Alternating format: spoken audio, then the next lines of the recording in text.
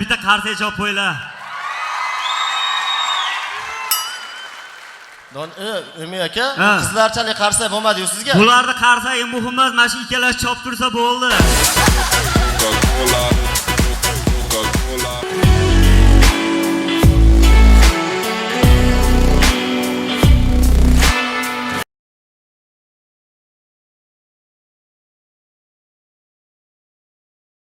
Qo'qon universiteti Andijon filiali. O'qiganga yarasha shunaqa joyda o'qish kerak.